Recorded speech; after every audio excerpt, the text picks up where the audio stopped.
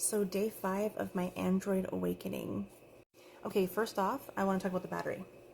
It did adapt to my usage.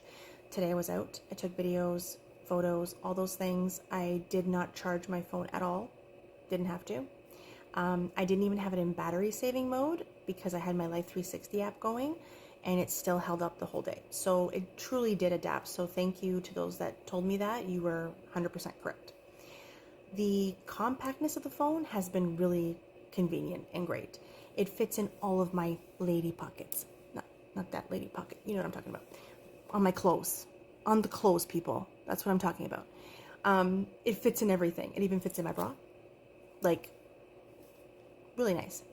So if you're someone that likes to be hands-free and not have to carry, maybe you don't always want to carry a purse or something with you, this phone is wonderful. Like, it's nice and compact. I do have a case with a strap on it, and I was wearing it on my wrist today. Super, super awesome. Like, I didn't even really feel it there. Like, it wasn't weird and cumbersome. Like, it actually felt fine.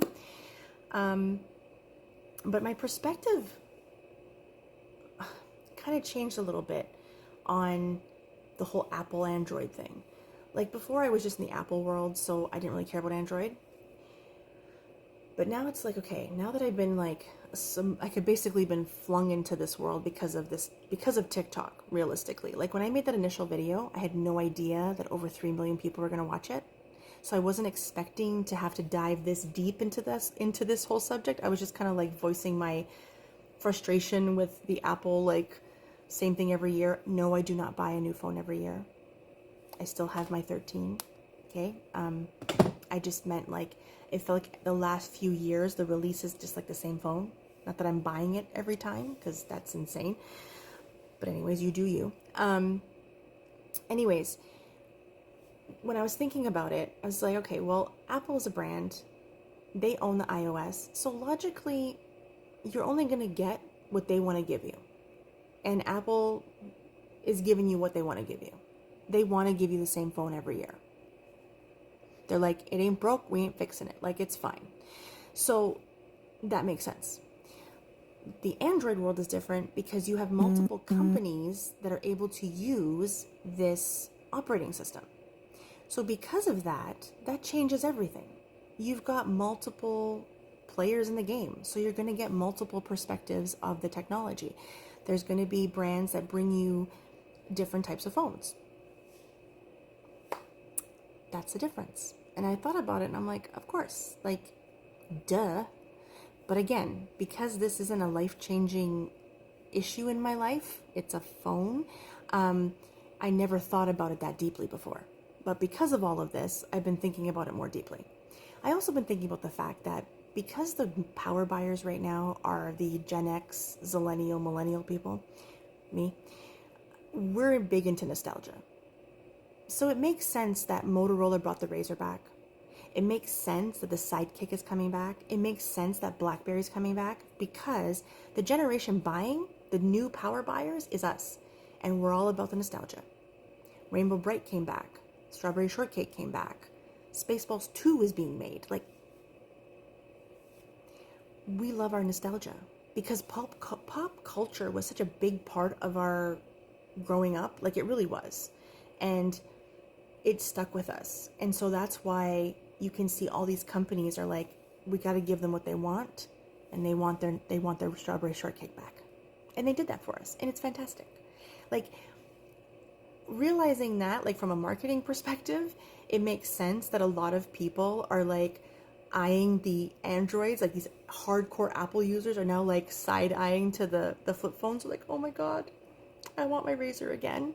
Like, of course, it's pulling on your little heartstrings. So when I started looking at that from that perspective, I'm like, it makes a lot of sense that people are so tempted by these foldable phones. I was so tempted by this foldable phone that I took this leap and decided to do this experiment. Okay, can I adjust to the Android world and not lose my mind? Yes, I did. I did see the 16s. My mom and my sister picked theirs up yesterday, and they're great phones. My sister even got the new Apple Watch, really nice. She got the bigger one, like, it's huge, like, it's giant. I'm like, dude, it's like an iPad on your wrist. still a great company. Still, in my opinion, what they're doing regarding what they want to do for their brand and for their image and for their vibe, they're doing it. And their target market is loving it. And that's what's important. At the end of the day, are they hitting their target market? Are they giving what they, the people that they're trying to market to want? Then they are. But there's a few of us who are like, we want a bit more. And so maybe this is the shift that needs to happen. Because at a time, there was a time where we didn't all have the same phone. And maybe this is a little shift that needs to happen. Because, as you go through time, there needs to be some kind of changes, right? And why not bring back the BBM? Who doesn't love BBM? I'm sure there's some of you hated it, so don't come at me in the comments. I don't care. I'm just saying, we like the nostalgia, and companies know that.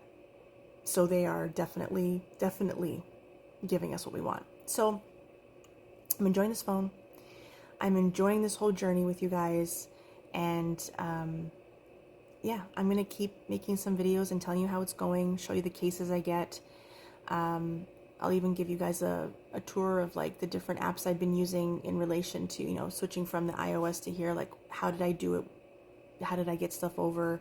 The features that I'm enjoying on the phone, like I'll talk about that in other videos, just to kind of give you a rundown, because that's what we do. That's what we do these videos, right? We watch review videos. We want to know people's experience to see if it's worth it for us to do the switch. And I'm going to give you as much information and firsthand experience, obviously from my own perspective, for your own information and entertainment.